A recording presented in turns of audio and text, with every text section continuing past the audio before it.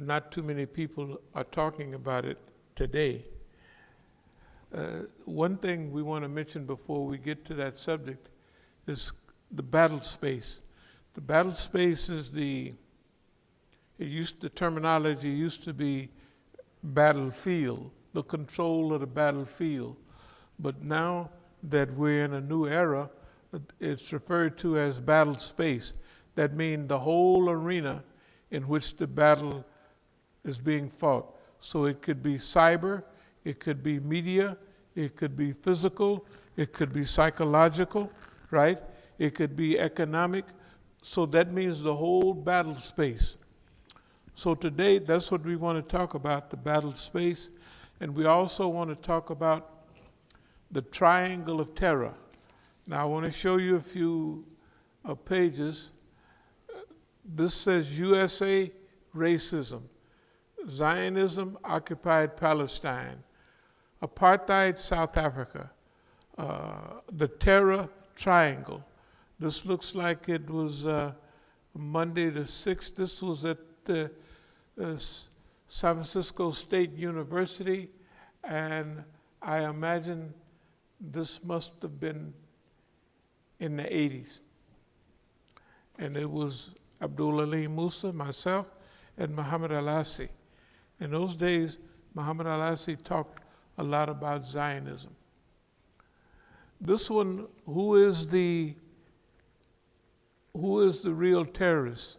And this is called Devil's Triangle, USA, Israel, and South Africa. So now you can remember we've always had a triangle in there. South Africa has been removed, and we replaced in the triangle Saudi Arabia. This one was October 28, 1989. This one was at UC Berkeley, and it was a representative of All African People's Revolutionary Party and head of Lecture of African American Studies, UC Berkeley, and of course myself. To educate people, the objective is to educate people on racism, Zionism, and apartheid, at the same time unifying the struggle against world oppression. Okay, you will all remember some of our articles. Here's one: Victory of Masjid al-Islam over the combined forces of American Zionism. Now, there's several of them derived from this, but this is Victory of Masjid al-Islam over the combined forces of American Zionism. Okay, where's the next one? We had one called Triangle of Terror, Islamic Institute for Counter-Zionist American Psychological Warfare. In this one, there's some of the things that we had. Imam Musa will, inshallah, share case study after case study on how to practice psychological guerrilla warfare. The College of Strategic and Islamic Studies will give you hands-on experience on how to make U.S. agents and collaborators expose themselves. A special session will be on design fitna. And it goes on and on and on. One of the things on Zionist American Psychological Warfare, or Counter-Zionist American Psychological Warfare, was the very naming of these outlines. The Islamic Institute for Counter-Zionist American Psychological Warfare. I'm going to get back and I'm going to tell you why we started these. I had some friends somewhere, and they wanted me to start an institute here in America. And they said they would, in their own way, they would help it. They wanted to know how much it would cost and what have you, and da-da-da-da-da. And they wanted, since it's an institute, they want a qualified person managing it with at least a master's degree and probably a PhD. I told him, well, that's going to cost a little, because they're not going to work like we work fi sabilillah, basically for nothing. So anyway, long story short, so I got busy. Now I opened the office here and I opened one in California. The one in California, y'all probably saw that big sign we had out there. You got to imagine now, this, just the sign. By the way, the first thing that Mukhtar tore down when he was getting me arrested out there was that sign. That's the first thing he tore down, was that sign. The Islamic Institute for Counter-Zionist American Psychological Warfare. Now, one of the programs we had, this is the first time where visible Zionists came to the program. And they recorded, I'm sure, and they printed almost exactly what we said on our flyer. Now, that means it was on several of their websites, especially Steve Emerson and Daniel Pipes and all that crew. It was on theirs. So what it did was this: Islamic Institute for Counter-Zionist American Psychological Warfare, that's using psychological warfare to the ultimate. And it's so simple but so beneficial that it caught them by surprise. By having the program, by having it outside, having the thing, putting up a whole new, and it was a pretty big sign. I think the sign would be about the same size as a piece of sheetrock, 4x8, like that. Was it 4x8? Yeah, 4x8. Sideways. And so we went from not being known at all to the greatest anti-Semitic, or let's call it second stage anti-Semiticism. And knowing that the Muslims read their websites too. Because one is a terror website, he's supposed to sneak around and get information. I mean, we stayed on that because you could see they'd be at one of our programs with a thing copying what we were saying. And they tried to get us in hot water. The one out there in California on 9/9, not 9/11, 9/9/2001, Imam Jamil for they had on there that I had said, we're going to burn America down. If you don't leave us alone and if you don't get out of our business, we're going to burn America down. So they sent that over to the FBI. No, they sent it, they sent it to the FBI. Oh, what's his name up there in New York? Sean Hannity. He was repeating it on his. See, it was one time the whole Zionist network. If we trying to build a nice little area around here, I don't know if you remember the newspapers, they talked about what we're trying to do and all of that in negative terms. Huh? Yeah, Muslim, that's what I mean. So anyway, you got to remember, at one time, they was hitting at us with everything they had. And that was a time when you could come to Juma here and the white press would be here. The German press, Deutsche Welle, the Russian press, they had the Japanese press. They had everybody would roll in here. And when I would speak, Deutsche Welle would say, I'm not going to do that because it'll get you in trouble. I said, man, just put the thing on there. Don't worry about that's what I said it for. From down in Atlanta, Imam Jamil, remember Channel 2, did you ever see that? Did you ever hear about it? Oh my goodness, man, look at here. They came down here, they came here, and they would film, and they would film. Sometime it would be more than one day. They would film, they would interview, and so the thing about it, down in Atlanta, they didn't like it down there. Seemed like everything we liked, they didn't like. Did you get the letter about Imam Jamil sent everybody around?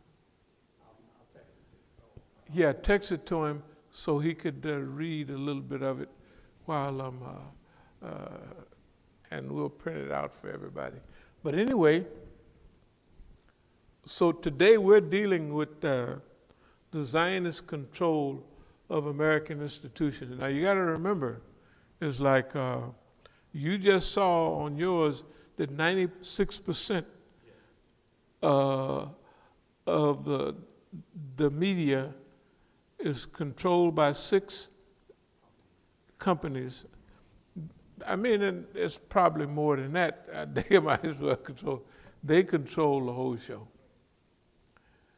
And I was telling Brother Tariq the first encounter I had with how much they controlled it. It was an old article. I was visiting Masajid, and this masjid in Portland, maybe in Eugene, Oregon. And so when I would visit these masajid, that was my way of getting up on exactly what's going on all over the country. If they had a magazine there, I might just kind of drift away with it, and some books on the Islamic movement and Ikhwan al-Muslimin. You got to remember that stuff wasn't available like it is now. So I would drift away, and one article had a picture, I couldn't do without it. It had a picture of Uncle Sam sitting in a chair like that, and he had a ball and chain, and he's sitting in front of a television with a Zionist symbol on it. A 6-pointed star. In other words, when it talked about the Newhouse family and how much control they had, I mean, we knew that they controlled the media, but it was shocking. This one said 96% of media. And it's all kind of books. And I'm going to just speed up and go to what I want to talk about today. The battle space. We have to think about, we're talking about this now because of elections and what have you. Can you turn the heat down? Yeah, whatever that thing is. Just for a second. Then we click it back on a little later. So anyway, we always talk about who hired Trump, right? Up till a few days ago, we always said somebody hired Don, because of Don's behavior. But if you want to know, if you do a little research, who benefited, who had the ability, to do that, who has a history of doing that type of thing, you have to come to Zionists. Number one, who had the ability and wherewithal to hire Donald Trump? It would be the Israelis, right? Okay, not that his son-in-law is an Israeli, that's one thing. But also, what did Don do as soon as he came to power? The first thing he did, right? One of the first things was move the Zionist the American embassy. He moved it to Al-Quds, to Jerusalem. That took all the steam out of the brothers and sisters, like Palestine, took all the thing. What are the patterns of murder that's going on in America? And by the way, if there's thousands of people in the street from time to time, why don't the police, if they got any sense, have a moratorium? Have a moratorium on killing black people. And why do they kill them in the way that they do? You look at the way the Zionists kill Palestinians, ruthless, heartless, no sympathy. You look at how they shoot the Negroes, how they put knees on them, how they doing everything, and then remember, they blaming everything on the black people. What's the name right now? He's not saying, he just went to the little old town yesterday. Why does he do everything opposite of what an intelligent man would do? It's because the Zionist is telling them what to do. And who can bring in all of these people? How can every parent and every friend of anybody that's killed talk about peace and love, and I'm praying for you, black people, and I'm praying for you, the police? How can that happen? But they're on TV now, right? Talking about, you're not talking about Antifa and all of that, okay? Those people don't have nothing to do with the movement. Why is Portland, Oregon still going up and all that fitna? Although the people yesterday told the mayor, the governor, somebody else said, please don't come here. We just don't, look, we don't want you to come here. We can't stand it, right? And he went anyway. Okay, now what about who has the ability to organize all those people when everything is died down, to fly them all over the country, because all of them are from out of town, right? Everybody that's burning and doing all that, right? They're doing that, and that gives, it don't give, okay, the math is Don couldn't win, no matter what happened. But if the press pretends, the Zionist Control media, pretends that it's close, if he just says this, and if he says that, and then he says that, and he does that, they can make it a close race. Not only can they make it a close race, but look in 2000, hanging chads. See, we always mention this stuff loosely, then we come and we put it all together. That's what we're doing today. Hanging chads, 2000. Well, what happened after the 2000 election? George Bush come in there. And George Bush starts a war, right? First of all, they have 911. Forget about several years later, Ramzi Youssef and all them guys, that just gave a tip to what we were going to do, what they was going to do. And 93, World Trade Center. Then 2001, World Trade Center. And everybody knows that that stuff didn't add up. Well, who could do that and get away with it? Who could shut down? First of all, you can't fly no plane. Several years ago, there was a plane flying along, one of them private jets, and the windows was fogged up, iced up, and it was going, and there was two military jets flying right along with that boy till it crashed. Whether the guy had a heart attack, whatever, he was just, maybe it was on automatic pilot, and it just cruised along till it crashed. and they was with him. Suppose you fly from Boston out 1 hour and turn around and come back to can you do that? Absolutely not. If you are a hot second off your flight pattern, they're going to scramble on you. So who could shut down the whole thing? Who could do that? Who could do that? The Americans could do it on their own system on behalf of the Zionists. Why? To have 911 and blame it all on us. And buildings falling that had, one of them buildings, was that building 44 or something? No, 7. Building 7. It ain't nothing hit it, right? It ain't got no earthquake, ain't nothing happened, and it falls down.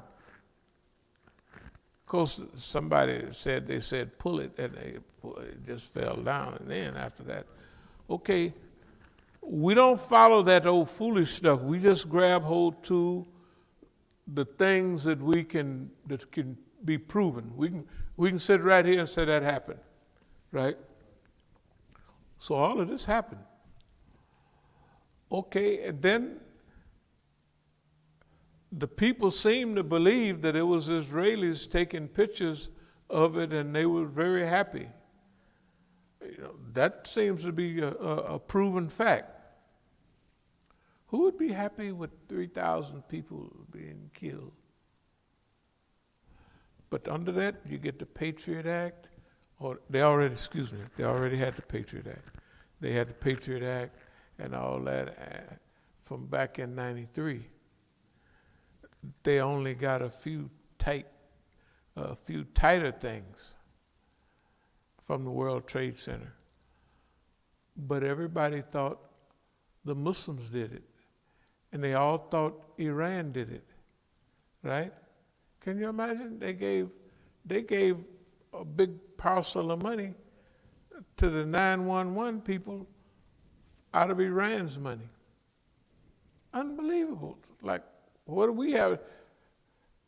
And how has that happened if 15 of the people are from Saudi Arabia? Suppose they just hide, there's not 28 pages, probably 20,000 pages, right? Right? But the Congress say that this is not, they say that they hid it. They said that the guys that did it, they was in bars in San Diego and other places having lap dances. Now, if you're gonna go on a martyrdom mission, right, in the cause of Allah, there's several things that you would not do. And at the top of the list is being a nightclub drinking with lap dances. But if you done got juiced up some kind of way and you're gonna do something, and so this is the last time I'm gonna see this thing, so they got your mama back home. You don't know what they got, you know, and they do it. Okay. So whatever, it's agreed that 15 of the people was from Saudi Arabia. The only people in America that could leave America at that time was people from Saudi Arabia. Now we remember our own triangle of terror. The United States, the Zionist state of Israel, and Saudi Arabia. These others are the old triangle of terror, apartheid, Zionist, and racism in America.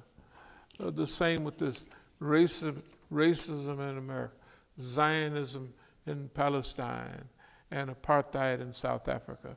We just switched to Saudi Arabia. Who can bomb and kill people in Yemen and it's okay? Saudi Arabia. Who can build up Boko Haram and anybody they want anywhere in the world? All them so-called Salafis. And nothing happened to them. They're not bad, they're good. Who is it can kill Khashoggi? They got the picture of him going in, he ain't never coming out of them. Who can kill people like they want? And it's okay. The Israelis. Okay? What is the most sophisticated network in the world? Mossad. Who is it that has control over, now you got to mention, you got to look at it. They got control over the government of America. They got control over the media. They control what everybody thinks. They can change the narrative. Remember Black Lives Matter? And then 2 weeks later, they apologizing to Jews for something. Remember that, the football? How could they, who could arrange that concoction that they're going to stay in the news? That, okay, we're going to get 5 minutes of sympathy, but they're going to get a half hour of sympathy, all right? Who is it that gets sympathy no matter what they do? Who is it that can just trample on UN resolutions? It's illegal to occupy a country, da, da, da, da. What's occupied Palestine, right? Who is it can blow up stuff? I don't know how poor Iran and had everything blow up, you know, for the last few weeks, the last month. And the tanks blow up, this blow up. And in Lebanon, of course the Israelis knew that they had all that stuff there. And they probably told the officials, just leave it there till we get ready to blow it up, right? And how could they want to blame that on Hezbollah, right? Hezbollah have nothing to do with it. They had nothing, they don't have nothing, right? But who's the people that's been fighting? I'm asking all these questions, who, because all these who, what, it goes back to the Zionist state of Israel and what benefits them and what goes against the people of America. So the people of America right now are in a dangerous state and in a dangerous condition. It's a very dangerous time for them. Okay. You see, all of the last elections, you look up and you said, what's the name got 3 million votes more? Forget about the electoral college, but that's how they can finagle things, right? Through the electoral college. That happened back in 2000. Remember they called Florida, I don't know if anybody remember, they called Florida. So that means Florida, that means, what's his name?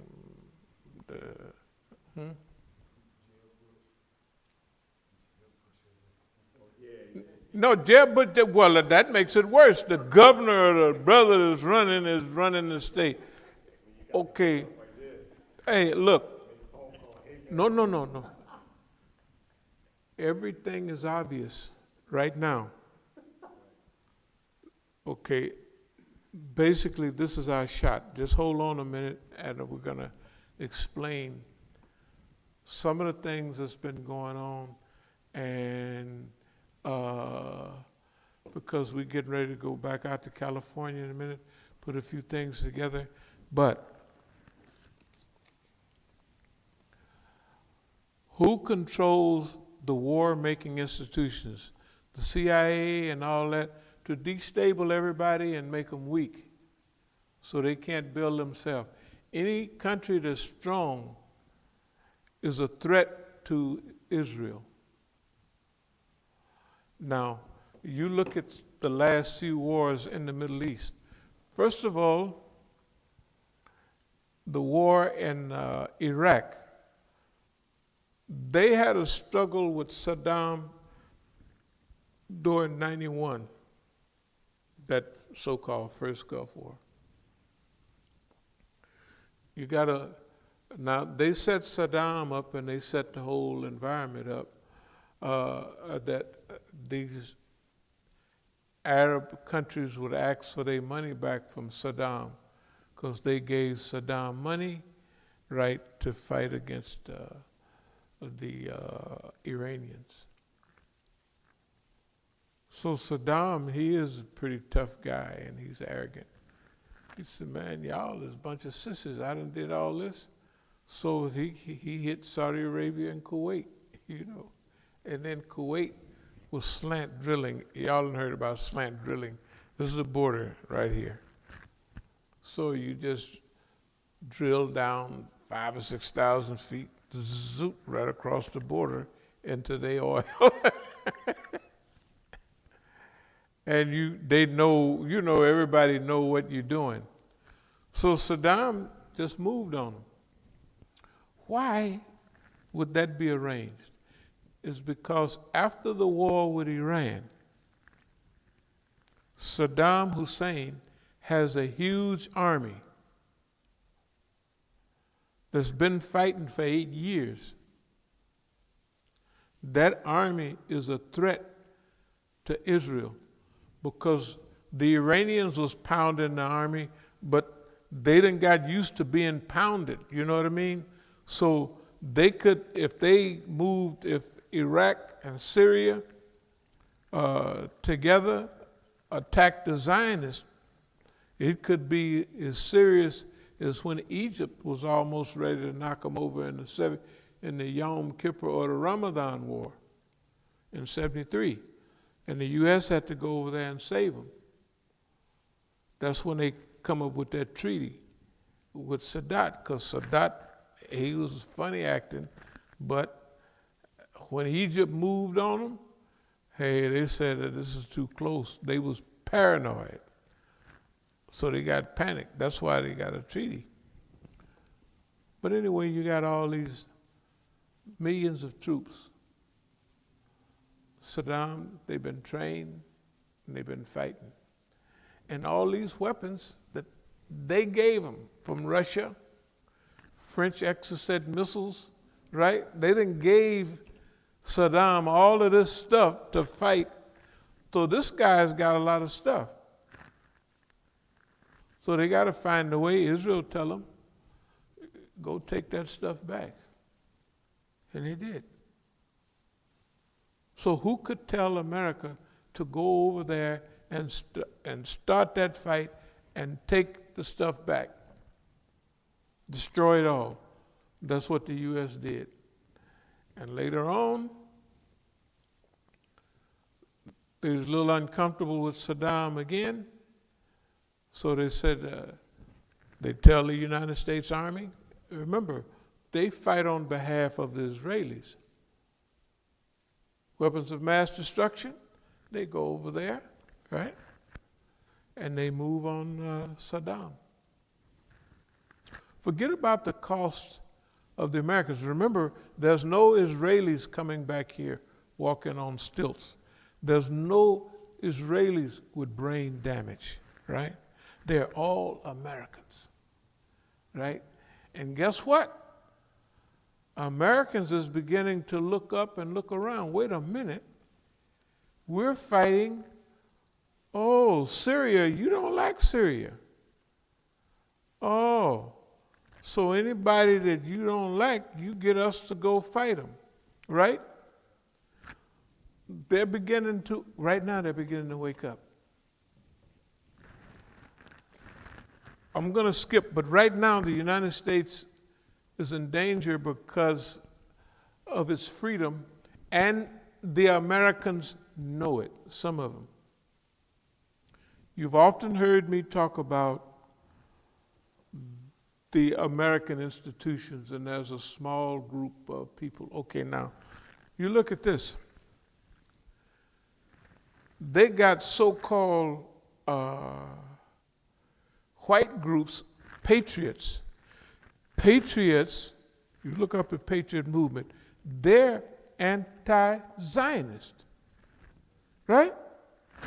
The Patriot movement, they pro-Thomas Jefferson, because they pro-Tom. So that means they pro-Sarah Hennings too. I'm telling you, you gotta look at these people. Then where are these white folks coming from with all these weapons running up and down the street? Who is that walking with candlelight vigil down in Virginia a few years ago? Jews will not replace us. But when they have that white man talking all out of the side of his mouth, have a white nationalist meeting down here, it don't nobody come. Because the white nationalists know that he one of theirs. Remember, they getting sophisticated too. And they know, wait a minute, all these white, look, Donald Trump don't have none of the characteristics that would relate to those real patriot movements because they're anti-government. And he's rich too, pretending to be rich. He's actually broke, that's why he took the job. But how could they be doing something we all together? It's because who has the ability to hire these groups, to shift them around and send them in and out of places? And how is it that all the people they know, all the civil rights people they know, whatever we do, this next election coming up, if we just sneeze, they're gonna blame it on us. So don't nobody sneeze till after the election. That's what they tell everybody, right?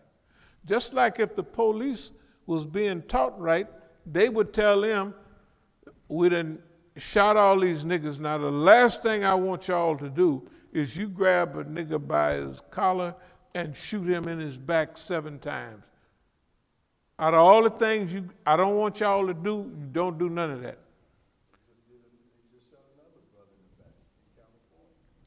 That's right. Look, then that means they're doing this on purpose. Now I know we didn't say this. They're doing this on purpose. And they got enough momentum and power to control the narrative. Because we're not organized, we can't keep the narrative going.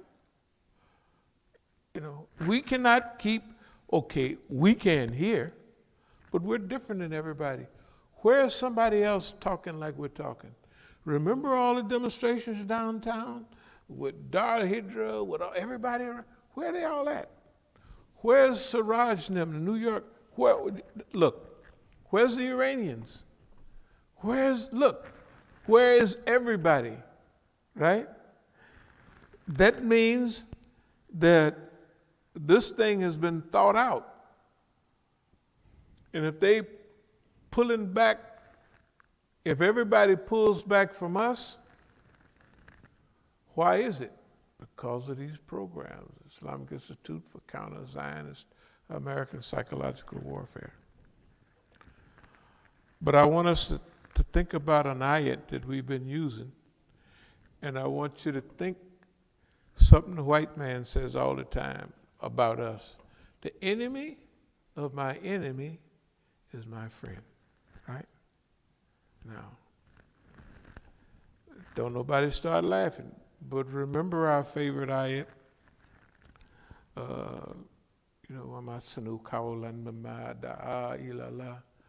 the best speeches are called people to Allah, work righteous deeds and say, I'm from the Muslims, and exchange not good for evil or evil for evil, but exchange good for evil. That way the people that you've been messing with might come out to be, you might become their wali and a friend, right? Warm, fuzzy friend. How long we've been saying that? We've been saying it a long time. But it wasn't an ayat for implementation at that time. It was an ayat for preparation. Our own preparation and evolution, and our environmental preparation and evolution. Now, yesterday, when I went to run over there And the police was right at my spot, you know. As soon as I got there, they drove on past. They didn't wave, but they drove on past. Then when I was getting ready to leave, coming down off the hill, you know, where the swimming pool is, coming down off the hill, here come 2 police cars, lights flashing, and everything. When I come back around the corner, there's another one coming at me. Remember I told you stuff like if I'm running up a hill or something, and you know, I lean over and somebody run up. You all right? You okay? And they're always white folks. When I've been hassled, it's always a police figure right there to make sure that everything goes, that nothing goes, that the dumb police that's doing it don't do what you usually do. This nigga here, this nigga's under our care. Okay, now, this is gonna sound funny, but things are evolving too fast for us to run around and raise up an army of good people, goody people.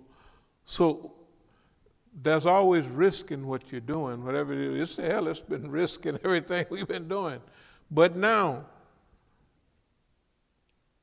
we're submitting our contract against the Zionists because I've told you about some of these programs, but every one of these programs, we defeated the Zionists. Remember one of them I'm telling you about, L.A., Rabbi Chaim? Soon as Rabbi Chaim asked about all these from Northern California, you got to remember, MSA West was a front.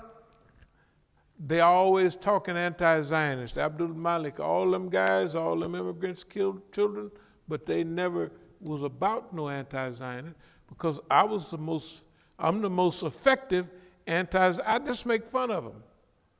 Just like, what's the name up in New York? Right, what's his name? Hannity? Okay. I didn't just come in there. If I would have came in there just beating him up, it wouldn't have looked right. So I have to just ho-hum and man, what you talking about? You don't know nothing. And then right at the end, hey man, you a dummy. You follow a dummy, you a dummy. Okay, that had a serious effect on him.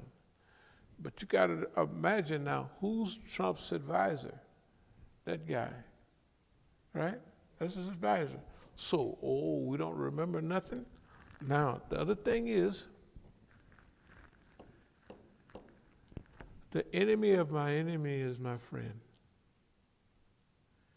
How many white folks do you think are mad at the Zionists and they want their own freedom? They don't like us. No.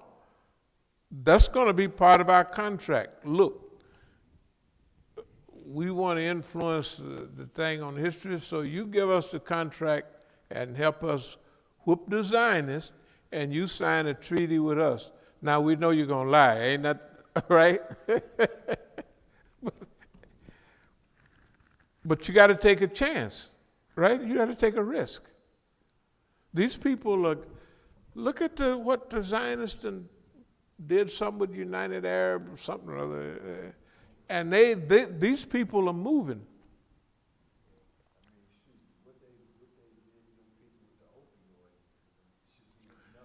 But see, they don't know that. They don't know that. We know what they did to us. It was the U.S. government. But now, when the people tried to move, and the people in the DEA and all that on these companies, they held them up for years. 2 of them quit. The lady quit 30 years, and the other, a Latino guy, quit. They was big at the DEA. They said, this ain't, okay, the point is this. here's what we'll get to. All of these signs point to we're in an emergency situation. We don't have time to da-da-da-da. So we have to put forward our platform. We want the anti-Zionist the contract. And we know, just look at what y'all have seen around here. If we go over to the Capitol, now those police follow us over there, but are they acting like they mad at us or anything? Right? They're not mad, they're friendly.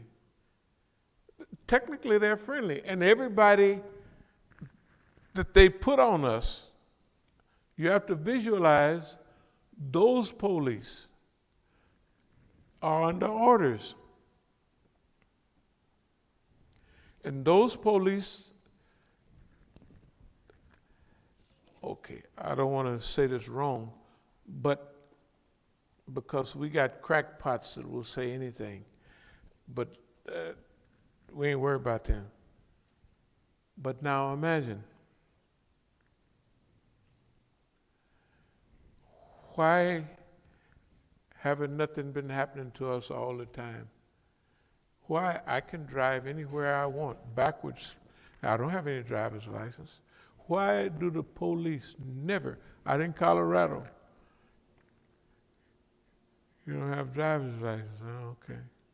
You don't have insurance. I don't have nothing. And I don't feel like sitting here listening to you.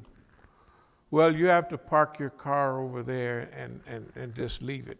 As though I'm gonna, I said, sure. I park my car for about 2 minutes, and then I get in it and drive back, go on to California. Why do they do that? They were told, and I've been stopped, let's say 40 times.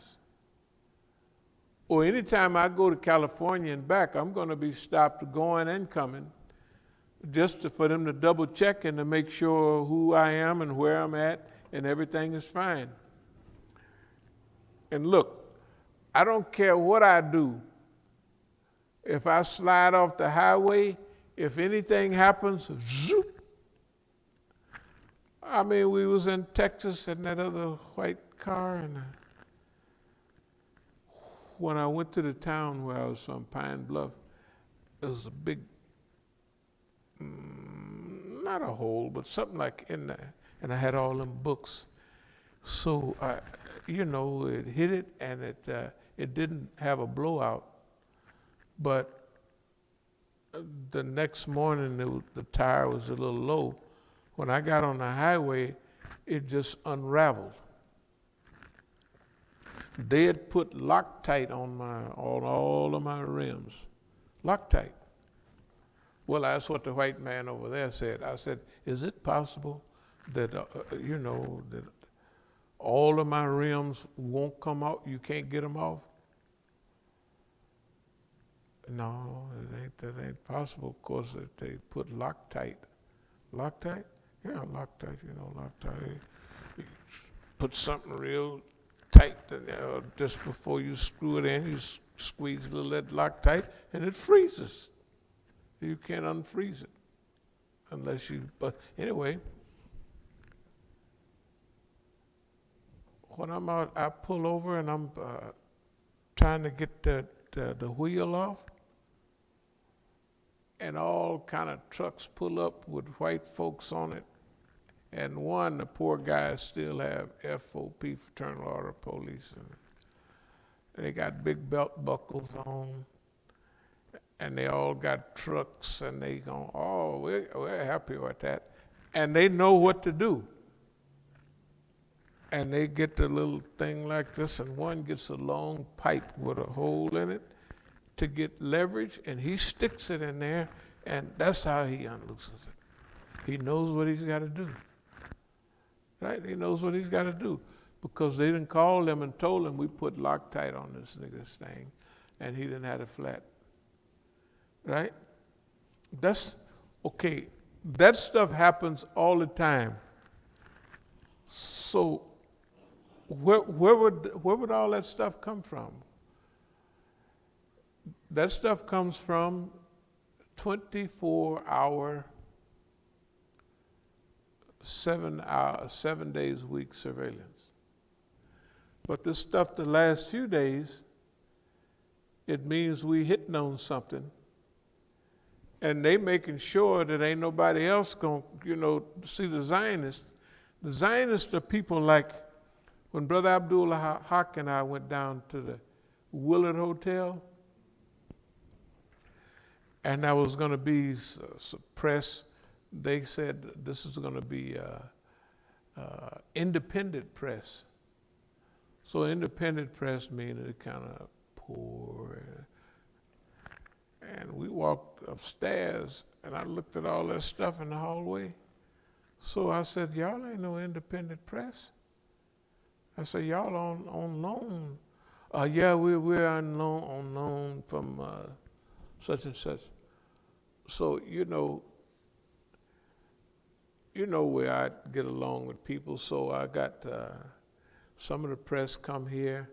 They might have been from Virginia, then they was in California, and they your age. Man, my home folks in Virginia, when they talk about the Civil War, you think they talking like it was last week or last month. Uncle Jeb did this, and they remember that stuff down there. And for them, and he didn't went out to California and he come back here, it's strange for him because in the West and the North don't remember the Civil War unless it's Ken Burns or somebody.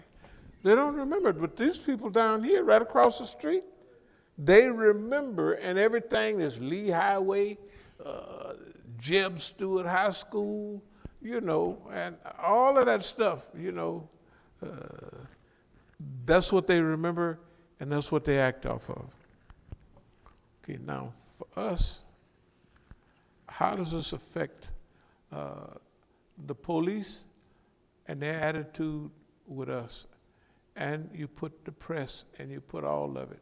When we went down there to the Willard Hotel, it was two guys back there monitoring the thing and with the headphone. So I'm messing with them. Yeah, They kind of old guys. They was our age. They wasn't laughing or nothing. You could crack jokes from here to Sunday. Different than the other white boys, they easy to get to. American white boys. Should Abdul Haq say, them guys act like Israelis. I said, that's 100% right. They Israelis. They don't have nothing, ain't nothing I'm saying registering with them. And they're not here for all of that. They're Israelis. They're, I'm not going to say non-human, but they're non-communicating, they're here for their job. And anyway, we go through those changes. That was a time when they was trying to get us on the media all the time. Well, what happened? Number one, they couldn't trap us into nothing. The other thing is boss man himself, the U.S., they've been on our case all of this time, from before the Israelis. But guess what the white man, the American white man, they thinking, that's our nigga, we know that nigga there. If he say it's hot outside, you just take off your stuff, and if he say it's cold, you know what I mean? Because we know that nigga there, right? If we done sent people try to do this and that, say the FBI come and they say, well, and I holler at them, get out of here, this in Oakland. We just want to see if Rafsanjani said, I said, Rafsanjani, are you crazy? So I'm telling the FBI, I said, you think I'm stupid? That somebody from somewhere can tell me, I must have told them something like, if I want to go to the penitentiary or something, I know how to get there. I got my volunteer badge, penitentiary bound. I know how to get there. In other words, they know And you can see our relationship. They know this Negro is not going to let anybody, he'll sleep under a bridge before he let anybody, you know what I mean, manage. You know what I mean? So for them, they say the enemy of my enemy is my friend. You got to count up the anti-Zionist white folks that they don't want me and you to be free, but they want to be free. So we just got to keep them not boxed in, but kind of like, hey, now that we got freedom from the Zionists, we want to share this freedom. Well, well, we didn't sign. We signed up for that, but that wasn't what we meant. So we already know. We know him, right? But he's not the main one right now. The Zionist. We got to get rid of him. He's knocking everybody. Now imagine these white people, man. Their children are coming back blown up, and they come. You know what I mean? All these psychological problems and suicide. And what about, hey, we don't want to go to war to fight your war? What's wrong with you, right? Now remember, the susceptibilities of a system in a decline, so that means the U.S. is susceptible to many historical illnesses. They're susceptible to that, okay? There's natural preponderances for decline and, you know, self-inflicted wounds and what have you. Now the Zionists are going to be here. I'm sure anything you read about the Zionists, they done got so arrogant now that they say, so what, we control the media. Yeah, they said, so what? You know, your Congress can't do nothing. That's the thing about Zionists. Historically, every time, go back in history, every time before the Zionist mentality people was right on the point of grabbing world power. Because see, the thing is, they sent themselves all over the world, and they was in all the world, everywhere, except China and Japan. They got lucky, they lucky. But don't worry. Well, of course, we see who's on our side, we on their side. Remember all the tricky questions about China. Niggas is trying to get us to say something about China, to be mad at China, or suspicious of China. Well, you have to be suspicious of everybody, because if everybody don't, who's gonna be 100% honest in everything they do, right? So you have to protect yourself. You know, when you have a deal with these crooks, you protect yourself because they're crooks and they're human.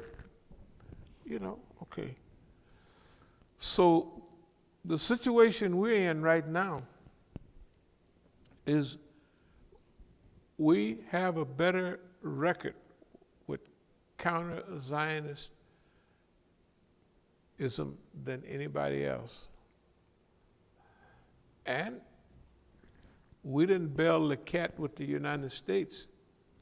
But you know what? It took us so long that people forgot what we was doing, right? They don't know, like when the people look at us, they don't know, look around. They don't know we didn't bail the cat. We just say it, but they don't even know. It's been so long in happening, right? That they haven't kept up to know. But now, bail the cat number 2 is bail the Zionist cat. We have to bail the Zionist cat. And I say right now that some of these people, you got to come out and take risks. You can't just stay in the back all the time. You know what I mean? And kind of maneuver things along. I'm absolutely certain that Boss Man is running around back there. I already know that. I've been knowing that for years. I know certain things that I do and certain things I don't do.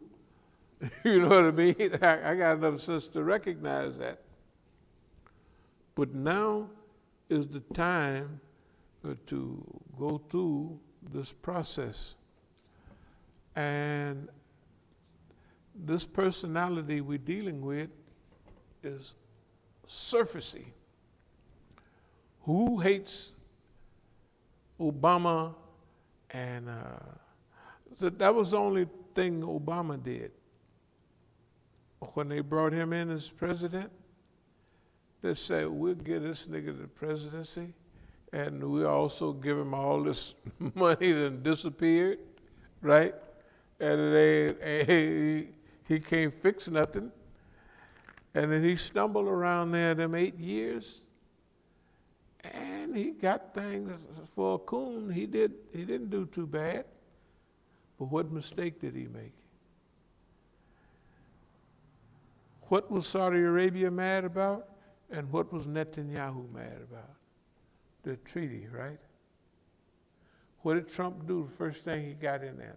Tore them up. Just tore them up. Why? Because that was the war. Saudi Arabia hates Iran. Saudi Arabia is oppressing Shias in the Eastern Province. Saudi Arabia spent all this money, billions of dollars on. Saudi Arabia has caused all of this problem. All America's problems, they come from Saudi Arabia. They don't come from us.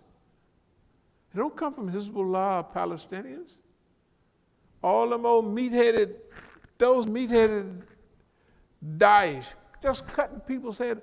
Those people, those are Israeli-type people. We just cut your head off. And the people is hollering, come on, man, I'm a Muslim. I don't care who you are. I'm Greek. I'll just cut your throat, right? The behavior pattern of all of those people are Israeli and Saudi. You ought to see a TV program. There's something about Saudi Arabia. I was watching the other night. Something Saudi on something or other. They just cut people's head off. You know what I mean? Then they push the body around. Them guys, they executed 40-something people recently. These guys are like, they kind of like monsters with Arab clothes on. They really, okay, then you mix them with Israelis, that's who we fighting. In America right now, imagine the American people want some peace and tranquility. They want to pay their bills, they don't want to be bothered. They won't be able to get that with these Israelis running their business. They got a Congress that they can't fix nothing because they're not working for the American people. That was one thing about old-time crackers and Masons and all that. They was at least Americans. No, they was They was old dumb Americans, and they we kill all the Indians. But if you scraped them long enough, they would be American or semi-American, right? These people aren't, they don't care. Huh? Hey man, I remember the Dixiecrats. Malcolm used to say, a Dixiecrat ain't nothing but a Democrat. But anyway, Trump, Israelis, Palestine. With Obama, they had to get rid of, it's never happened that an Israeli can come over here and give a talk in the Congress or the Senate, and he get more standing ovation than Obama. I heard that when they had the meeting down there at the White House, they told Obama he could go. Yeah, okay, you can go. You don't have to be in here. It doesn't mean nothing to you. You okay. Okay, now you got to remember though. You got to remember there's a significant amount of Americans that are reading these signs too, including the security services, which took an oath to the, to the Constitution. You always have to remember, some people take that stuff serious. They're Boy Scouts like. Oh, no, I really do my best. They really, you know what I mean? And when they raid people, they remember what they seen when they was kids. Oh, this is what Nazi stormtroopers did, right? And brown shirts, they did what we're doing, right? You got to remember, there's always going to be some. Now, all we need is, we want the people to get busy, and we'll take the contract. We'll bail the Zionists, but we're not going to bail it by ourselves. And that's basically what we're saying. Yeah. That it's, you can see what they're doing to you. They're disturbing, they could press certain buttons and push you into a civil war, and the people won't know how they got into it. They won't know how they got into it because they don't know how all them people riding up and down the street spraying mace on people. Or the poor guy was being attacked. Yeah, after he done shot somebody already and they trying to get the weapon from him, right? The young guy. So then he shoots 2 other guys after he'd already shot one person. And Don talking about, oh, the poor fellow boy, he's lucky he got away there. And then he strolled on home. Somebody said his mama drove him over there and drove him back home. I don't know. I know one thing. We're not the only ones that's seeing this, and we're not the only one with a mathematical mentality that can add up some of this stuff. Therefore, the enemy of my enemy is my friend. That means that, of course, the FBI haven't been that nice to us, but I mean, bygones is bygones, stuff like that, at least temporary or something, right? Because as long as the FBI is holding our position back, we have enough skill to bring this out, but we need avenues. So that means somebody has to call one of their friends, it'll slip out in the media a little bit, and then they call me and interview me, and I'll give them 2%, and then 9%, and they look around in several months, and we will have educated the public on what's happening to them. Because they're sitting back and watching, they're not doing it. They already see what happened to what they call them whistleblowers. And they're just sitting back watching right now. We're going out there, we've been taking, it's like wearing red underwear soaked in gasoline, and all they got to do is throw a match and whoop, up you go. But what the heck, right? I mean, that's the way we look at it. No, we might as well, because time is, the way things are today, in this last little period. It's too many things going on.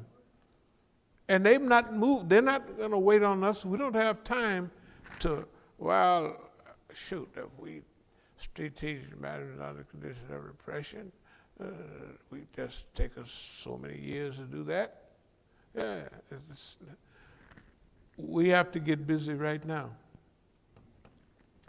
And those people are sitting back there hiding and know where we're coming from, have a few of the keys.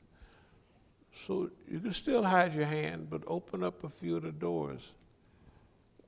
And you already see what we do. We're going to take care of it. We're going to take care of your business too. Of course, we know what you did with Indians. We're not going to just, it's okay, it's all right. No, we're gonna, some of this new worldism, you're gonna have to twist people's arm a little bit. It's not gonna be like we just lovey-dovey and make a new world. There's gonna have to be, serious birth pains and death pains. We wanna keep the numbers of dead and injured as low as possible. But the whole world is supposed to move from crackpotism to goodness. Hey man, we just don't want the guillotine and all that stuff out. You know what I mean? Robespierre now. So we've already seen what they did with Obama. His crime. There's FBI, they remember Flight 800. Remember Flight 800 looked like that? They know that looked like. And the white folks too, they have these groups that are still the relatives of those people. They don't accept that stuff. There's relatives groups of 9/11. They don't accept that. There's firemen, all these firemen that are dying like flies. It had to be something else in there, man. Right? There's something in there, man, that is killing us. It's killing them. And firemen are like police. They're like team members. They have some esprit de corps, no doubt about it. This man. They don't like it. And they saying it, and the Congress is Zionist Control, and they got to go down there and beg the people, please help us. We're dying, and if you don't help us quickly, we'll all be dead by the next few years from that stuff, whatever it was, right? So technically, this is our time. We didn't look for it, but this is our time. But we can't do this. We're saying to those people, let's put it this way. If you technically love your country, this is the time to do something about it. You have to form your little team, make it a little clear. This is what we're going to do. And manage it. But we have to get busy. Like I say, I'm willing to go on out there, like I say, with red underwear on and dipped in gasoline. And I know y'all know it too because you're everywhere. Remember I was saying I went down on the ground to do some push-ups? Over here where I run, I don't know if I mentioned. And I just, where you get down, and man, you all right? Everything okay? I said, yeah, I'm fine. I'm just getting down and do some push-ups, And it happened 2 days. They did, I said, so I don't think people are that caring that they see you getting ready to do push-ups on the street, that they, can I help? Everything all right? Are you running up the hill? Is everything okay? And I'm in California. Those are real hills out there. You gonna be all right? Is everything? And these are all white folks. The white folks don't usually have niggas. You fine? You okay? You know, can I help you? Give you a glass of water, right? You know, I mean, just being realistic. There are some good Euros, there's no doubt about that. But it's not that many on that trail with me everywhere I go. You know what I mean? And I can't get away from them. Right? It's ridiculous. You know, I mean, it's ridiculous. So, the way they've been acting the last couple of days is like they acting like they shadowing me. You know what I mean? And they want me to know we got you covered. So I'm saying, well, what in the world could we be doing that they have to shadow me like that? And they're not frowned all up or, you know, nothing like that. They just shadowing, and they drive away. They don't even look at you except out of the corner of the eye in the mirror when they get way down the street, you know, a little side mirror. So I believe that they would be doing that because of the Zionists. And they know that they don't have the nerve to get out there and do it, right? So we'll give kind of, you know, not protect no Negro, but kind of look out for them in a way. That's the way it smells, and that's the way it looks. Okay, so we'll speed up. America has been defeated by the Zionists, trained, defeated to fight. Yeah, they've been fighting for white folks, for the Zionists. Use all captured resources, the interests of the captured. Like America, you know, when you capture a people or a city or a country, like the Americans beat the British, then the British now are the best American allies, right? Or Americans captured and brutalized the Indians. But the wind talkers and all that people, the highest rate of military on the Indian reservation, and the most decorated troops in the U.S. is Buddha heads in Germany. The Japanese soldiers, of course, after that is Negroes. The Japanese, they had Japanese, so they got them out of them doggone penitentiaries. Oh, no. Yeah, intern, it's just interns. Well, we don't want to call them, they're in internment camp. They mama and daddy is in concentration, and they children, and they over in Germany getting the most decorations in Italy and everywhere, the Japanese. And number two, the Negro. It wasn't even no,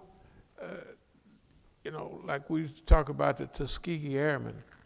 Whatever they was, they didn't lose no planes from enemies, you know what I mean? From what we saw. Maybe a couple fell out of the sky with it. But them Negroes looked out for them white folks. And after a while, the white folks are saying, well, since we're going over to Germany today, could I have them niggas right there? Oh, I want to. Because imagine if you can get somebody you know you're going to get back, right? What you going to do? Pick the white boys and it's a chance? Absolutely not. Hey, them niggas there got the best record. So, hey, could I have them? You know what I mean? Y'all can choose who you want because of racism, whatever. Them niggas will get you back. Right, they'll get you back. So that's all I want to do. I want to get back. They was losing 65% of the B-17s, and they was losing 45%. They was being slaughtered. And a Negro just come on back, right? They get killed, but the white folks don't get killed. What I'm trying to say is when you conquer people, sometimes they work harder for you than they would hurt. It don't make sense, but it do. I would say almost. It don't always happen, but it happens a lot. Because when you conquered, it's like a trained mutt or something. Something they take out of, or the people feel that they must have something special because they defeated us. Some dumb stuff like that. I just heard something that was referring to that, where in Mississippi, a guy was teaching a class. Mm-hmm. He was a white historian or whatever. He was teaching a class, and he was teaching at a historically black college. Right. And the students had been taught about Reconstruction, Right. how black people lost the authority that they had Right. after Reconstruction. Right. They had been taught that black people had messed up, so white people had to come in and take over. Right. So this white professor was like, "No, that ain't what."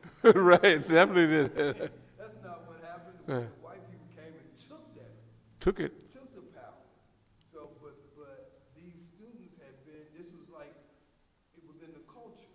Yeah, that yeah. black people were under the understanding that they messed up. They That's how messed come up. they lost the authority. Hey. Wow, that's interesting. No, but remember, they're going to teach you. Remember, if the people that run your life and enslave you, and they teach you everything that you know,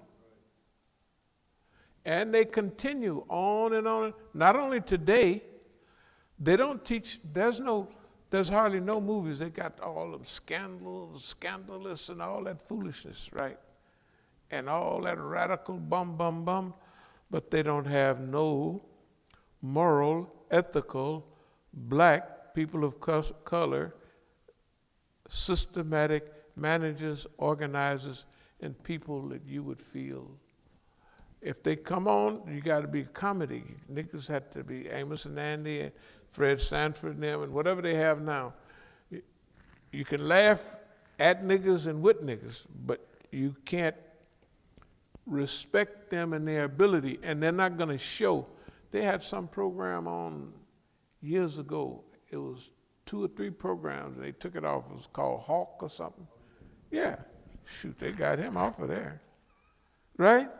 They got him off. You don't nobody even know who's Hawk. I don't know no Hawk, cause he was too systematic, and he was somebody you would respect.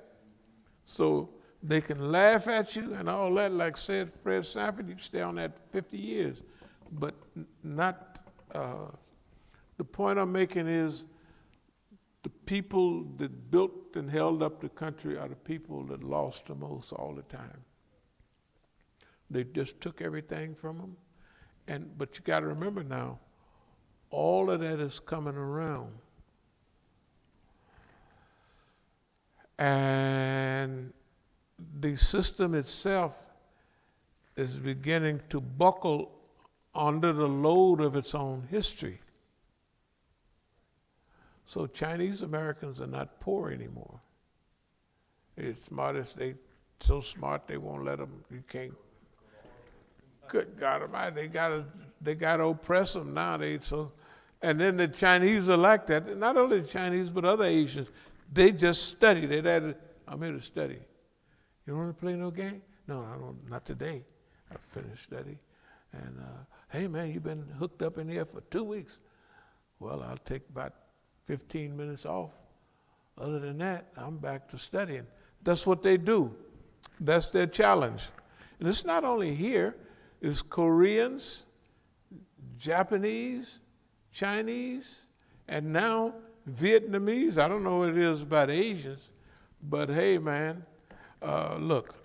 It was wild. That reminds me. I was watching, I think I saw it on Twitter. There was someone uploaded a video of like a group of, I think they might have been like preschoolers or kindergartners. Right. PE. And what they were doing was, you always talk about how Chinese are kind of trained to be organized, together as a team.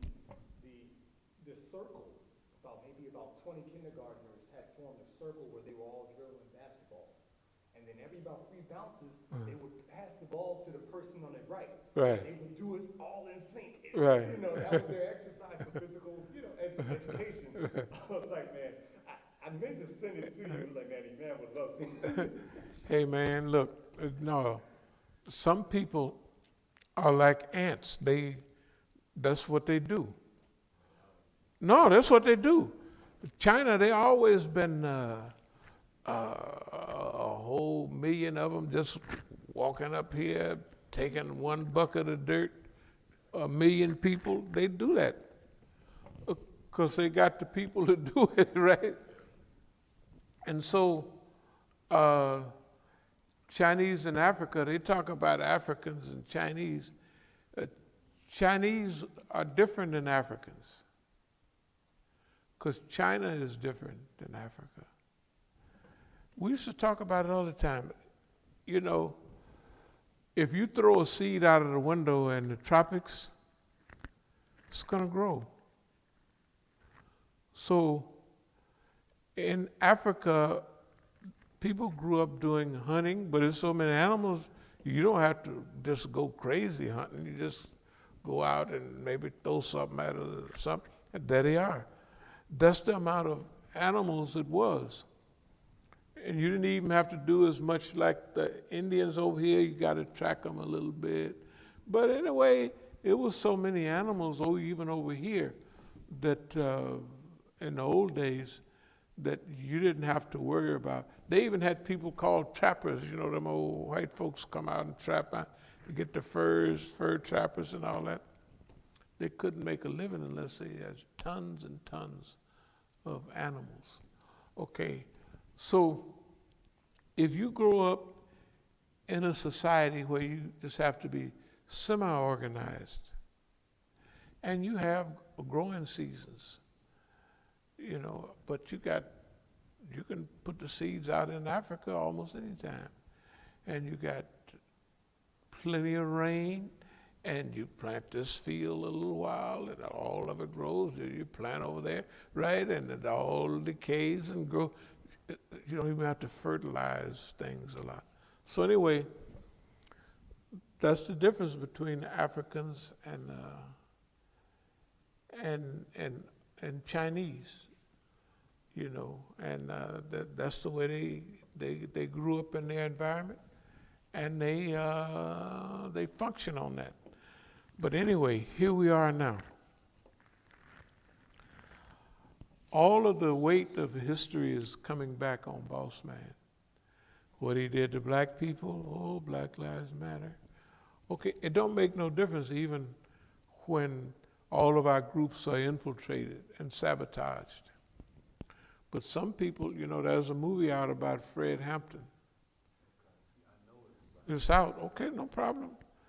But somebody somewhere, they're gonna show you what happened to Fred Hampton. And I think I saw the trailer. One of the things is that Fred Hampton was big working with white people. They didn't like that. They didn't like that, okay. But this is a time, the black radical was always black power, black. But here's a guy saying, no, we got to work together. He was saying that then. And he was talking to poor and middle class white folks, and they was listening. Okay. See, all of that, we're in a very threatening time, but we're also in a good time. If we take advantage of the things that's going our way, I think we'd be all right. But we have to, this is one time when all of us have to look at the big picture.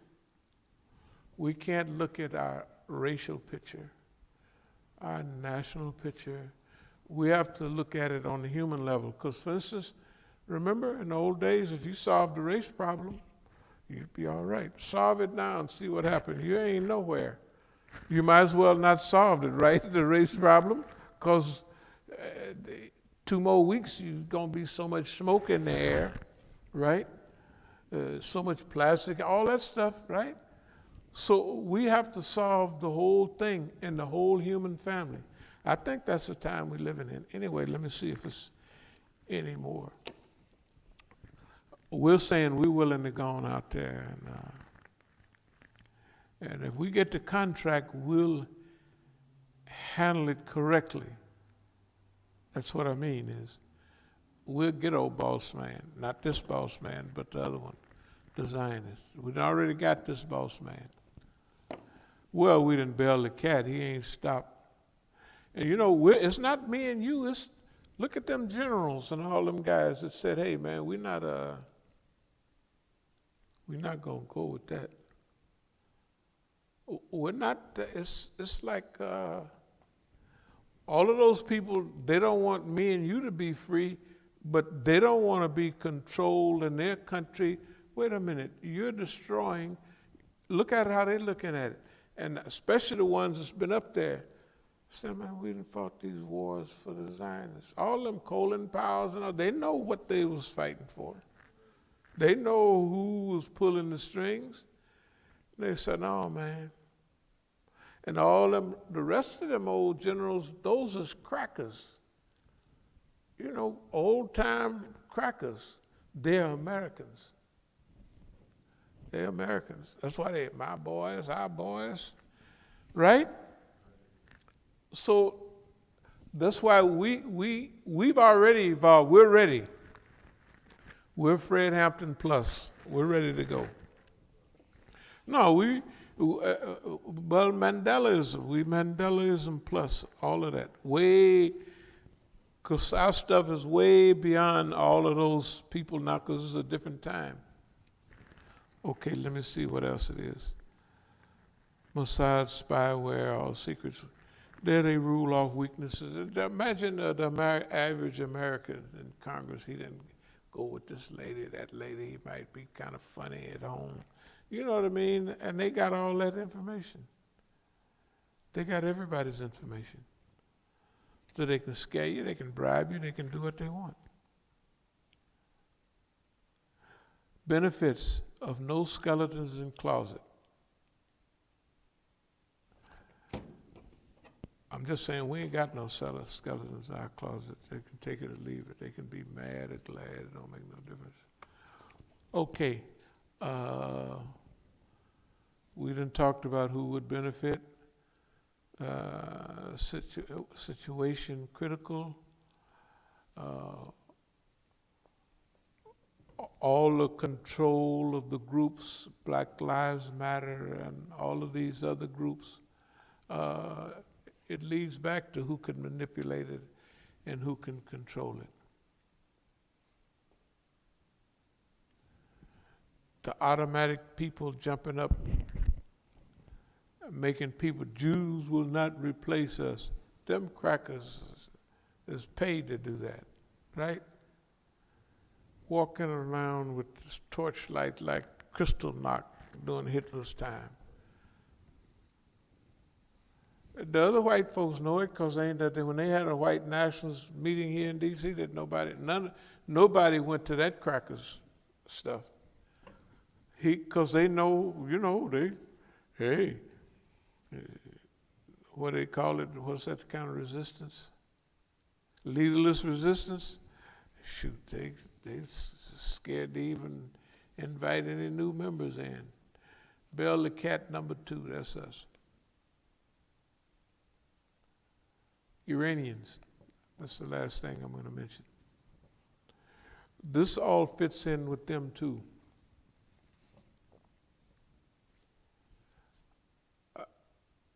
See, you get a chance when you go all over the country for years, you begin to pick out patterns. And you see the patterns of people that stayed here, the patterns of people that went home. You also see the patterns of their behavior.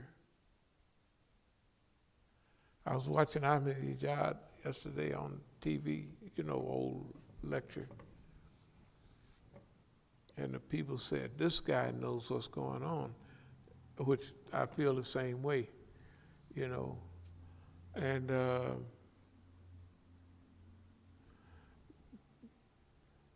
there's brothers right over there that would mention some of our brothers. Oh, so-and-so, he went bad.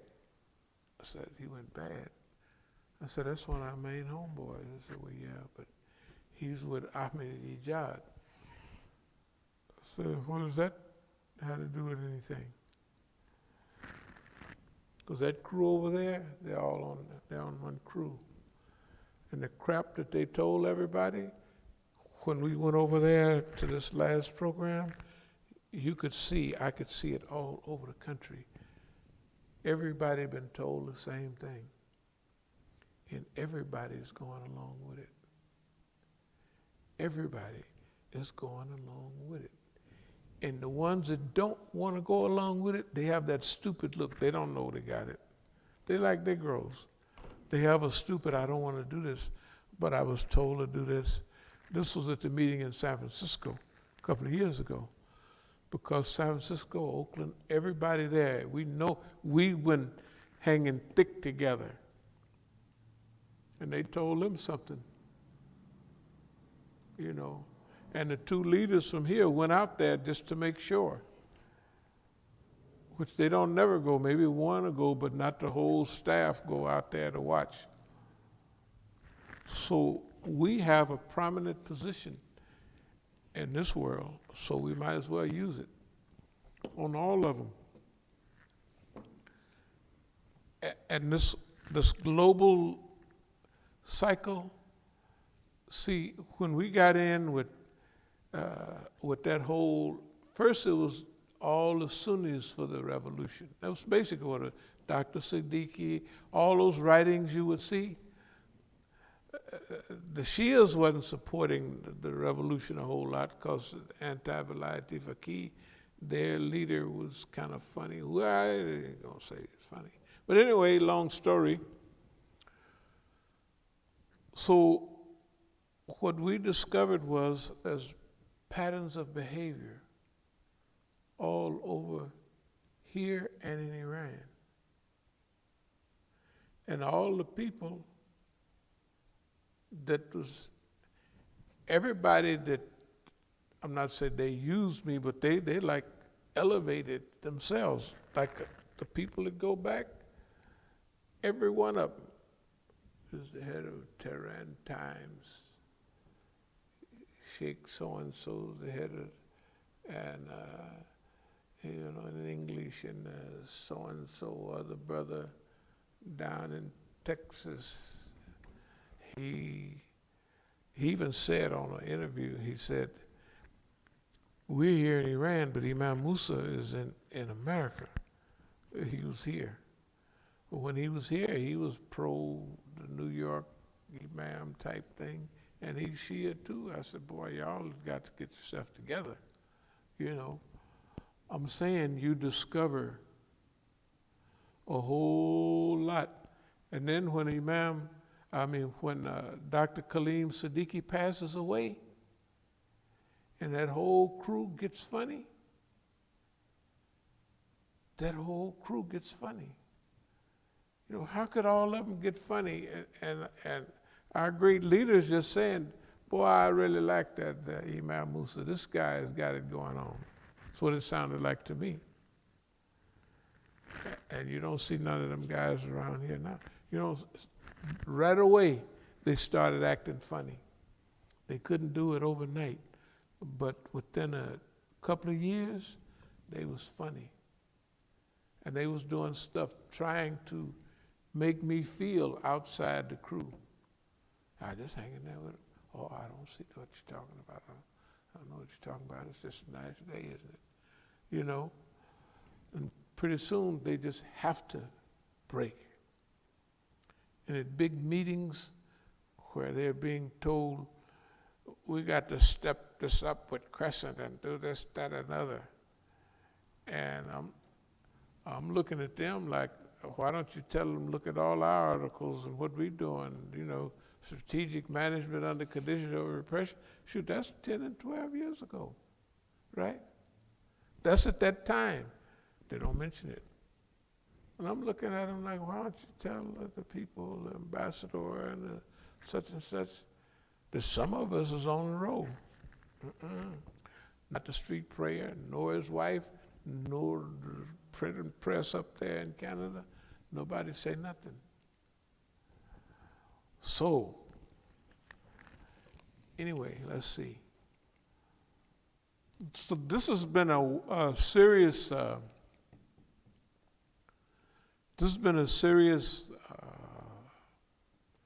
process that we've been going through.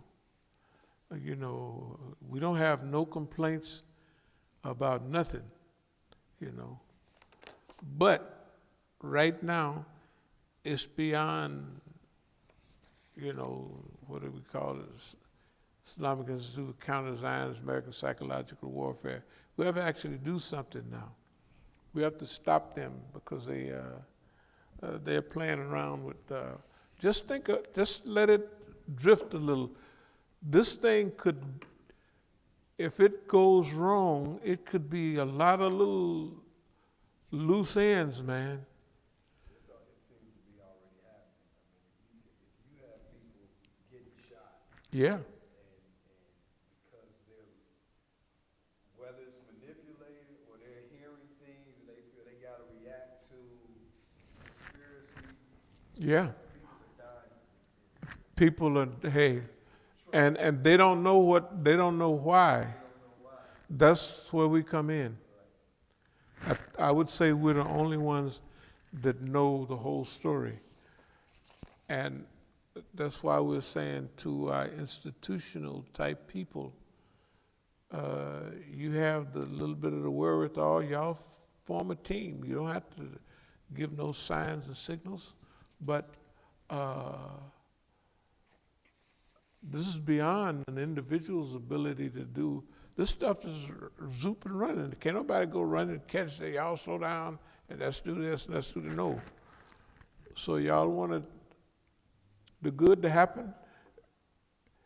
Hell, if we gonna trust you, you can trust us. What the hell, who are you? You just, I mean, you know, think about it. We gonna trust you, and your record is way worse than ours. We got a stellar record, you know, Boy Scouts honor stuff, right? That's what we do. We've been doing that. You guys, I don't know. Tell the truth. Hey, man. Forked tongueism, where did it start? Where did it start? It's not us. So if we're going to trust you and you got a forked tongue, a historical forked tongue, and we got Boy Scouts honor right here, I say, let's go. If we don't, boy, this crew, you think you've been in wars now? All your children, they're going to be dope fiends, and they're going to be crazy, and they're going to be poor, you know, like poor. The 40% up there, they're going to be all right, but the rest of y'all, the other 60%, you're going to be poor. You're going to pay your rent. You can't pay your rent now. It's bad, okay? It's just bad, anyway. Like that second wave hits, and you know they start evicting people this winter. Like, you're gonna have rebellion, like old school.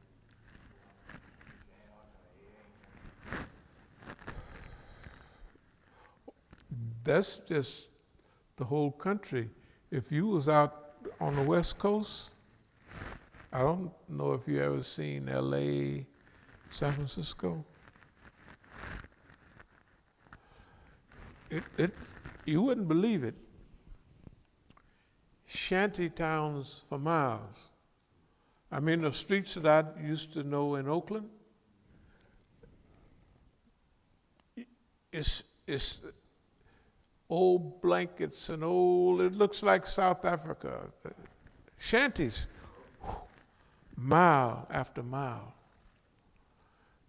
And the increase, huh? And worse. Worse, I was going to say, because refugee camps at least have some electricity. Okay, we're offering our services, okay? If, basically, it's if y'all want to take it, fine. If you don't, starve to death or just be mad. But we're not gonna give up on you. And we suggest don't give up on yourself. No, this is serious. It's like don't give up on yourself, even if you sit around stupid for another 2 or 3 years till you can smell the flames. Well, 2, 3 years is a long time now, maybe. The way stuff is happening. Are there any questions or any comments?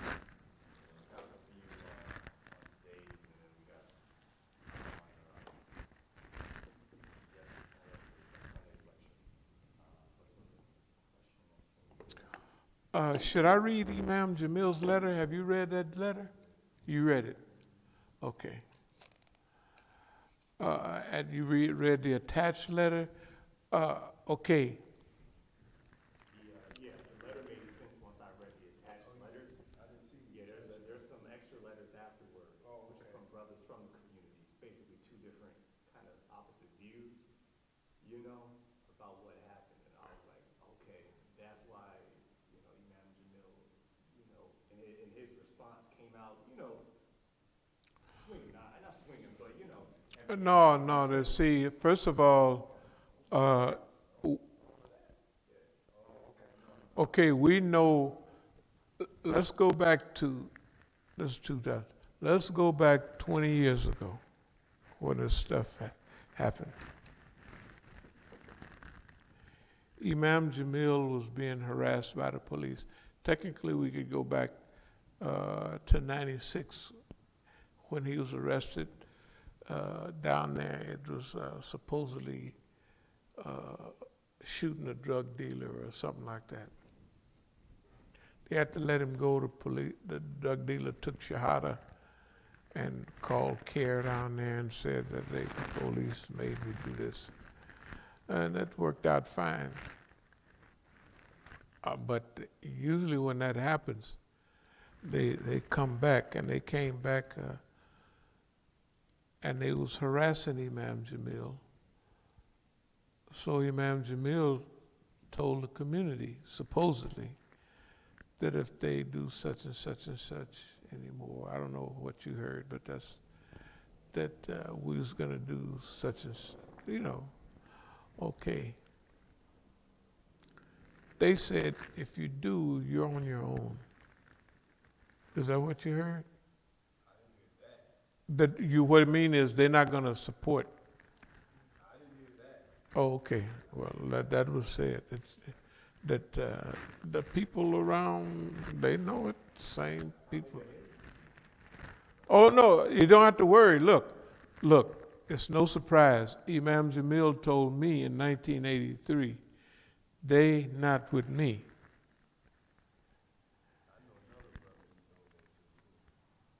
Yeah, it was clear.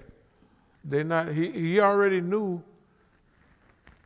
See, the situation, when it's difficult for a person in leadership when you know you're surrounded by, that's most people, they don't function too well on that, under that. That causes some imbalances. But anyway, so he knew what he was dealing with. Of course, in the court, the police said, well, the sheriff didn't know he was going to arrest Imam Jamil. That's what the deputy said. But anyway, Imam Jamil's case was really mishandled. I took some monies down there. I'm not going to say how much, because the crackpots call, they say, we call. The crackpots actually say they call somebody in Atlanta and they don't know. And they're crackpots. They are really, why would I pay attention to crackpots? And who would you know in Atlanta but another police or somebody stupid like them, right? Anyway, all of our brothers, we just have always studied. And it's not that if you wound up too tight, but if you keep stuff too close to you, it's easy for them to make you make a mistake. And that's what people might have thought that it, but on this subject of Bayah, the brothers had Bayah to Imam Jamil. And Bayah, being in good times and bad times, Atiullah, Ati Rasul, wa ulul amr minkum, Din al Nasiha, you know, Nasiha to who? To Allah, His book, His messengers, and those with authority among you. You know, the Khalifa, and stuff like that. Okay, so one of the brothers sent me this today, called me this, but I had known a little bit about it. But I don't like none of the way it happened. I don't like the people that was involved. They all, this is one case where the people just did not act responsible, or they didn't act like they cared. I mean, even I can see that his son is you know, he's concerned. But that's just his son. You know, there are other people that are lawyers in the family. You know, you can be in the law library, you can keep a case going for 50 or 60, you can be coming back to court for a long time just from the law library without legal help from outside. So, I think that was unfortunate. Is that thing still on? But I would say to, you know, boss man asked me right here, if somebody is some friend or family or something, well, heck, you know, if you want to do a favor, you know, cut somebody some slack that's deserve it. Give them time service, 20 years, good God Almighty. 20 years? Maybe time served and stuff like that. But now for us, we're going out there and we're going to work on. The reason I know like some of this stuff, because the cases I got in California are ridiculous. They gave me those cases so that I would act off of them, so I could, you know, they're illegal. Over and over again illegal. Not just illegal, they're like, you can't do that. Okay? So somebody was trying to arrange that. I'm gonna go out there and take advantage of it and move ahead. But I would like for us to play a part in getting Imam Jamil and some of the other brothers out of prison. You know, they have an old saying, if you ever heard the brothers down in Louisiana, what's that prison down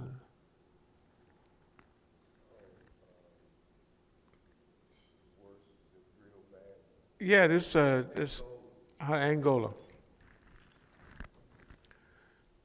You know, some of the lifers, they was interviewing them, and they say, I don't want to die in this prison and be buried in Boot Hill.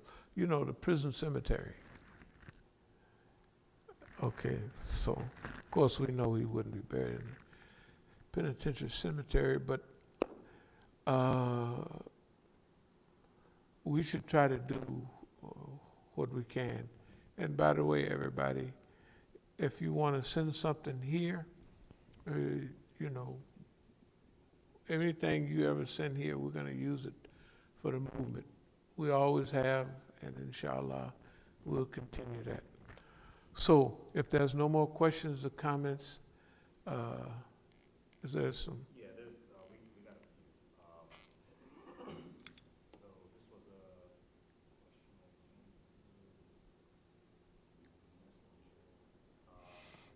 A brother asked, Assalamu alaikum, do you know any farmers or manufacturers of cosmetics or animal byproduct that would to become halal certified for global distribution? No, not right now. All right. So this was another question. It's kind of on the topic of Muslims voting. So it says, Biden is an admitted Zionist, but you must understand you have to play the game. Biden quoted Prophet Muhammad that if you see evil, stop it with your hands. If you can't do that, speak about it. If you can't do that, hold it within your heart. It's the weakness of believing. Biden said the first thing he's going to do in office is to remove the Muslim ban. Whether he does it or not, but his word is out there. Email Abdul Musa, who will you support in the coming election? Oh no, I don't support it. I don't support those people. I haven't voted. I have never even wanted to vote. I don't believe in playing that game. Like the voting game right now, the peak of this game is you must vote. And they're scaring everybody on both sides. If you don't vote, they're going to be in there and we're in trouble. So no, I don't support any of those. I don't support any of those people. I don't think you can get too far in that. Some people don't mind local politics, but even the local politics, like the mayor and all that stuff, maybe the school board and stuff like that, but we don't even do that. We have our own school and stuff like that, or we had. So no, I don't support any of them, and I never have. For at least I just don't. I don't believe in voting. I don't believe that a good person could get through that SHITHOUSE type of stuff, and I don't believe it. I don't. But if you want to vote, you go ahead. You know, you pick you an honest candidate and upstanding with an upstanding history, and you give them your vote. But I wouldn't sanctify the system by giving it my vote. Yeah. Another brother said, Allah bless you and your family. Brother said, we are on the verge of a civil war. And another brother said, Surah Bakr will teach you how to not be like the Yahud. The Surah Bakr, yeah, it is. It has a lot about. But here's the other thing. Whatever we're on the verge of, we don't have to accept it. You know what I mean? We're human beings.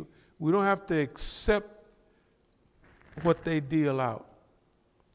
That's what we're talking about now. Let's not accept it. Let's not accept, we don't have to have no civil war. You got to get, cameras and first got big during the Civil War. Do you remember all of those bodies, hands stuck up in the air, people? Do you know the bloodiest war that they can have is a civil war? And do you know the most untrained and undisciplined people in the United States is black people? We don't have we got the little, huh? I'm glad you said that. Yeah, we're the most untrained and people in the United States. We're not prepared. We're not prepared for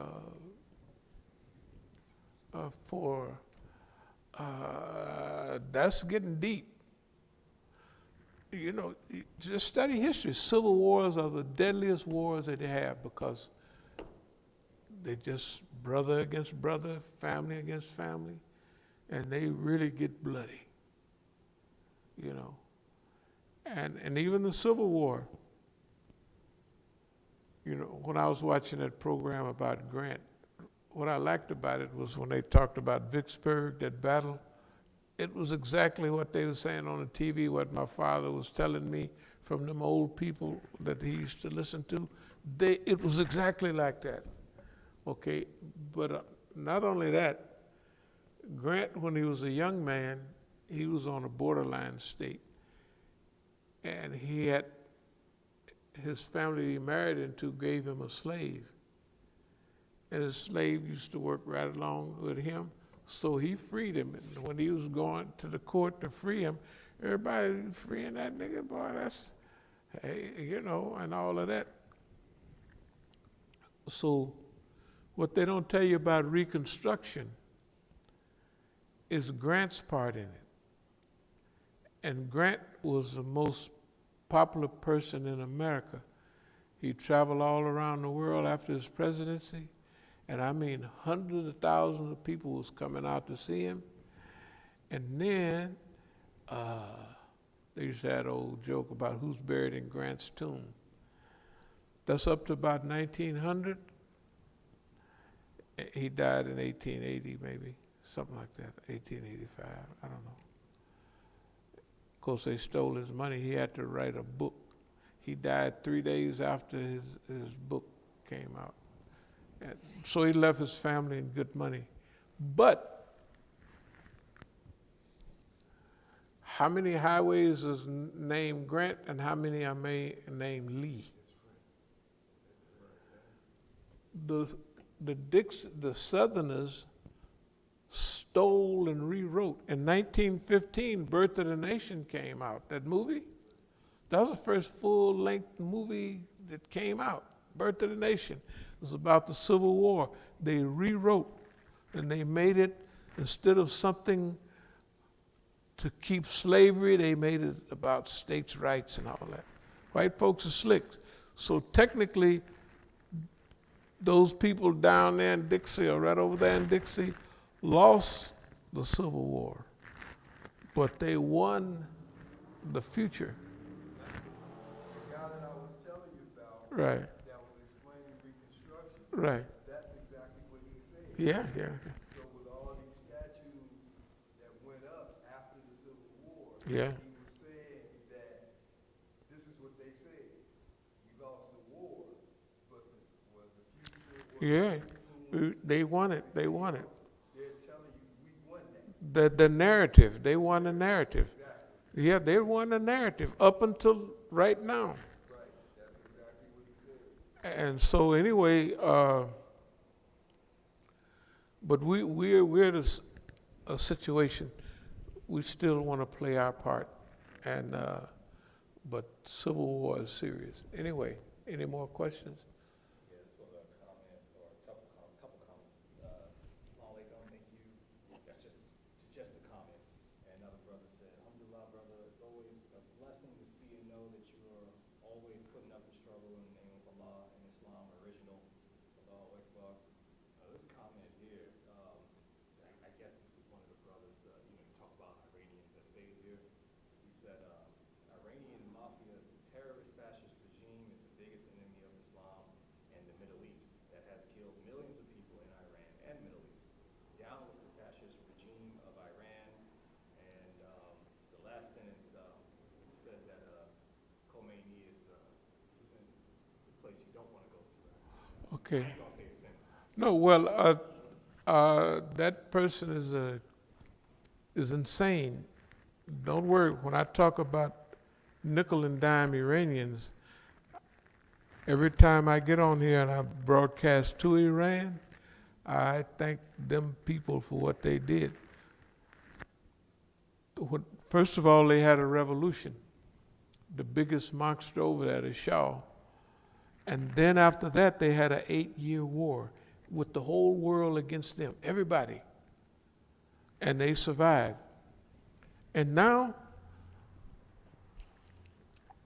they are a modern and up-to-date country, and for them to even still be talking about Sunni and Shia unity and having what the structure they have, the only place you could have democracy in that region is in Iran. They don't have no, go to Saudi Arabia, see how much democracy you get. Them Gulf states, them bums, them little old Minnie Mouse dictators that kiss these white folks behind over here, hey man, they just make you want to throw up. So I'm sorry, homeboy, whoever you was, if you want to get, if you want a good model for today, you would have to, a government, it would have to be Iran. It's not perfect. But compared to everybody else, it's head and shoulders of it. Plus, it's developed its military, it has disciplined organization, it can't be pushed around. And every time somebody, the US with that big old multi-zillion dollar drone, Iranians shot it down when it came over its airspace. They just looked at boss man and said, what you gonna do? I don't want to, I would kill 57 Iranians and I wouldn't want to do that. That's what Dummy said. And next time, when they blasted that air base over there, you ought to hear what the people said. They said, boy, we was in hot water that night. Right. And what did Don say? Everything is just fine. We're just, yeah, he's just a big old bluff and running his mouth. And that's what the Zionists want us to fight for them. The Zionists that used to whoop on people, they're not the same ones anymore. The Zionists are getting very weak. Their people, you can't avoid it. Your people got luxury living and you have to watch that. They're not them original Zionists. They modern people. Middle-class people with all the push-button stuff. And they ain't thinking about fighting. And Netanyahu, he get a demonstration every other day in front of his joint, talking about what? They call him the crime minister, not the prime minister. Any more? Yeah, there's a couple of comments. This was about the, I forgot his name, the guy that recently passed that played Black Panther. Yeah. Yeah. Mm-hmm. This sister was saying concerning, making a Black Panther too. They let Forrest die, so he won't be the one reviving Killmonger. I don't know what that's in reference to, though. No, okay. Forrest, is that the magic man or something? Okay, don't worry about Killmonger. Killmonger gonna be back. Yeah, he'd fall off the thing. They just stir up a little something. He'll be back. They got to, because they got to show his maturity. He's gonna take it to where it should be, but they'll just have to show his growth. He will have to mature. This time when he stuck himself, he wasn't at that point. He said, I don't have nothing to do with it. But now the other brother is dead. They would have showed that growth together, but now he's gone. So they have to, Killmonger will be back. Yeah, he had one of the best, if not the best part. He had a good part in there, yeah.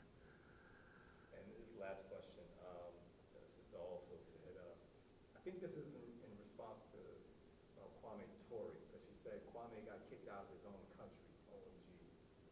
that who she's referring to when she says Kwame Ture. He wasn't kicked out of America. He moved to Guinea for a while.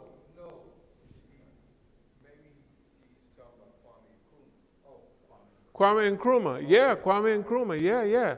He got kicked out of Ghana, yeah. He got kicked out of Ghana, definitely. That was the first liberated country in Africa, 1957. And he did all right, but he still got kicked out. Kwame Nkrumah, yeah. Yeah, that is all. Okay, thank y'all very much. Shakula Kali Hada, Astaghfirullah li wa lakum.